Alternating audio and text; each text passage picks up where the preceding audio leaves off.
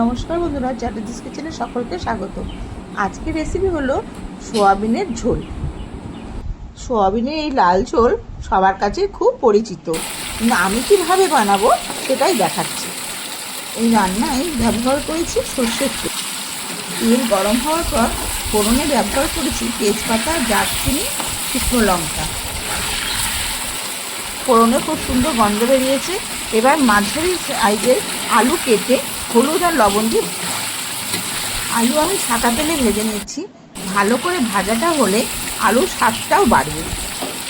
আলু ভালো করে ভাজা হয়ে গেছে, এবার একটা অন্য পাত্রে আমি তুলে রাখছি।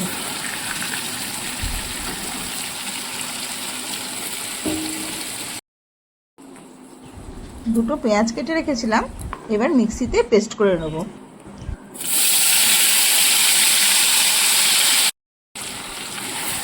পেঁয়াজ বাটা ভালো করে কষিয়ে নেব যাতে কাঁচা গন্ধটা না থাকে। পেঁয়াজ বাটা কষানো হয়ে গেছে ভালোভাবে। এবার রসুন, আদা, টমেটো আর দুটো শুকনো লঙ্কা, 1 চামচ জিরে গুঁড়ো দিলাম। যেহেতু আলু ভাজার সময় হলুদ আর লবণটা আমি পরিমাণ মতো দিয়েছি, তাই এখন আর দিলাম না। আবারও ভালোভাবে কষিয়ে নিচ্ছি। আগে থেকে ভেজে রাখা আলুগুলো ছেড়ে দিলাম। আবারও ভালোভাবে কষিয়ে নিচ্ছি। যত কষাবো ততই রান্নার স্বাদটা বাড়বে। শুকনো লঙ্কার গুঁড়ো না ব্যবহার করেই দেখুন কি সুন্দর লাল ভাবটা এসছে।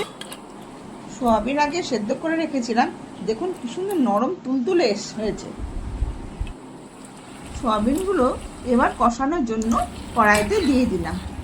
এবার ভালো করে আবার কষিয়ে নেব।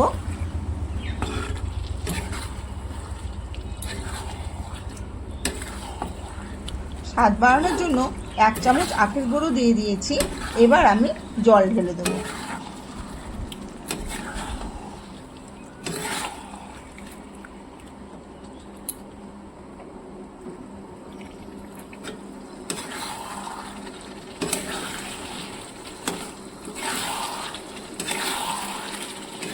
জলের পরিমাণটা আপনারা ইচ্ছা অনুযায়ী দেবেন। যে যেরকম ঝোলটা খায় পছন্দ করে সেরকমভাবেই দেবেন। আশা করি রেসিপিটা ভালো লেগেছে।